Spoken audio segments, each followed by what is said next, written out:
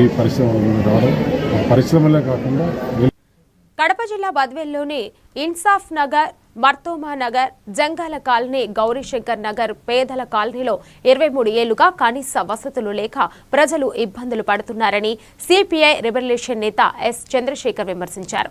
రోడ్లు, వీధి దీపాలు, డ్రైనేజీ లేక వర్షపు నీరు నిలిచి ప్రజలు ఇబ్బందులు ఎదుర్కొంటున్నారని తెలిపారు. వెంటనే సీసీ రోడ్లు, డ్రైనేజీ, వీధి దీపాలు ఏర్పాటు చేసి సమస్యలు పరిష్కరించాలని మున్సిపల్ అధికారులను డిమాండ్ చేశారు. అందులో 11వ వార్డు మార్తమ్మ నగరు, గౌరీశంకర్ నగరు, ఇన్సాఫ్ నగరు, అదేవిధంగా జంగాల కాలనీతో ఉన్నటువంటి వార్డు దాదాపు ఇప్పటికే 3 పాలకవర్గాలు అయిపోయినప్పటికీ అభివృద్ధికి ఏమాత్రము నొచ్చుకోలేదు. ఈరోజు ఎక్కడ పట్టే కానీ కంప చెట్లు, అదేవిధంగా సీసీ రోడ్లు పోయినటువంటి సందర్భం ఉంది.